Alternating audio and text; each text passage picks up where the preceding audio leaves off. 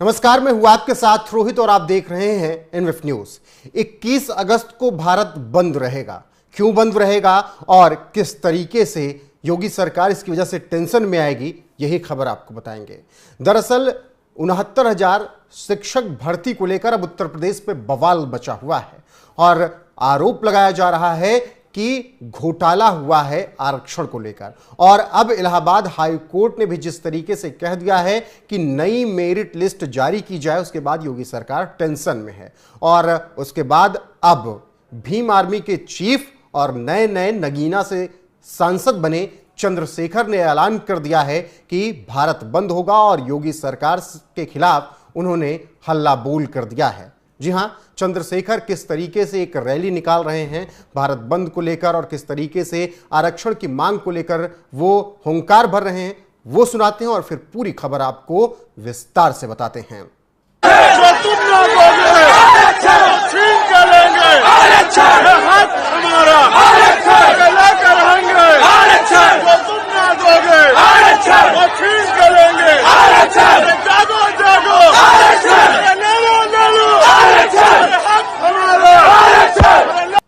तो सुन लिया आपने किस तरीके से सांसद चंद्रशेखर कह रहे हैं छीन के लेंगे आरक्षण, अपना हक लेंगे। दरअसल कहा जा रहा है कि 69,000 शिक्षक भर्ती जो उत्तर प्रदेश में हुई थी उसमें 6800 जो पद थे उसमें आरक्षण मारा गया है दलितों का, ओबीसीयों का। और इसीलिए अब योगी सरकार को नई मेरिट लिस्ट जारी करने का आदेश इलाहाबाद हाईकोर्ट ने दे दिया है, जिसके बाद अब सरकार पर दबाव बनाने के लिए 21 अगस्त को भारत बंद करने का ऐलान कर दिया गया है। चंद्रशेखर जिस तरीके से बातें कह रहे हैं, उन्होंने एक बाकायदा ट्वीट भी किया है। उन्होंने अपने ट्वीट में योगी सरकार को घेरा है, इलाहाबाद हाईकोर्ट के फैसले का, आदेश का उन्होंने जिक्र किया है। उन्होंने अपने ट्वीट में क्या कुछ कहा है, उनका आपको ट्वीट भी दिखाते हैं कि किस तरीके से चंद्रशेखर कहते हैं कि 69,000 शिक्षक भर्ती आरक्षण घोटाले के पीड़ित अभ्यर्थियों के संघर्ष के साथ आजाद समाजवादी पार्टी शुरुआत से ही कंधे से कंधा मिलाकर खड़ी है। चाहे सड़क पर उतरकर आंदोलन हो, विधानसभा का घेराव हो, इको गार्डन में रात भर धरने पर बैठना हो, मैंने कई रातें इन आंदोलनकारी छात्रों के बीच में बिताई हैं। इसीलिए इनके दर्द को करीब से महसूस करते हुए सांसद बनने के बाद सदन में भी इस मुद्दे को पुरजोर तरीके से उठाया, लेकिन योगी सरकार लगातार नजरअंदाज करती रही क्योंकि यह पिछड़े दलित वर्ग के भविष्य से जुड़ा मामला था।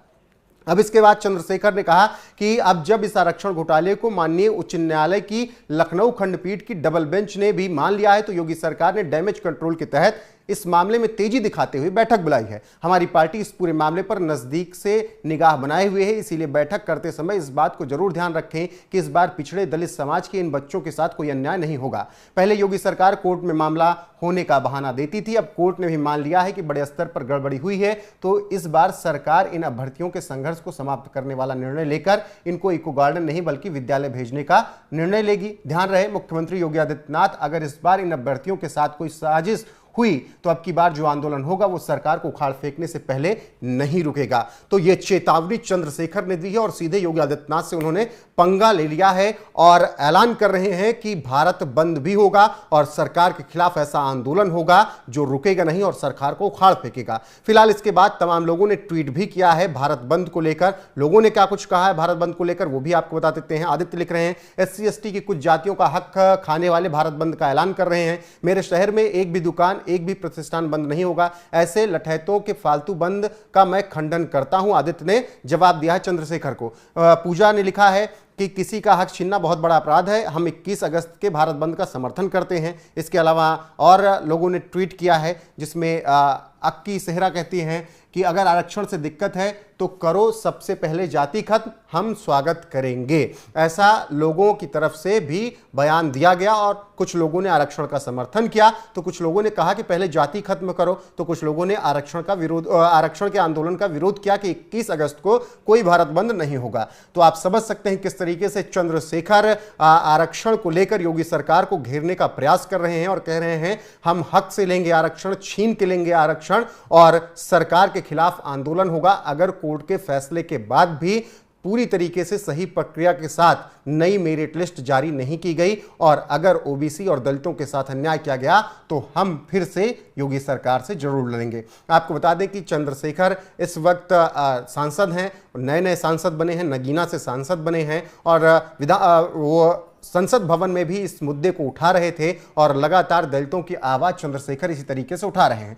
फिलहाल 21 अगस्त को भारत बंद का ऐलान किया गया है, ट्विटर पर ट्रेंड चल रहा है और अब देखना होगा कि किस तरीके से सरकार तैयारी करती है और नई मेरिट लिस्ट क्या जारी की जाती है या फिर नहीं, इस पर भी सबकी नजरें हैं। बहरहाल 69,000 शिक्षक भर्ती जो उत्तर प्रदेश में हुई थी उसको लेकर एक बार फिर से सियासत गरमाई हुई है और इसी कड़ी में 21 अगस्त को भारत बंद करने का ऐलान किया गया है। फिलहाल आप भारत बंद के समर्थन में हैं या फिर विरोध में, कमेंट करके अपनी राय जरूर बताएं और वीडियो को शेयर करें, लाइक करें, चैनल को सब्सक्राइब करें और बने रहें हमारे साथ। नमस्कार।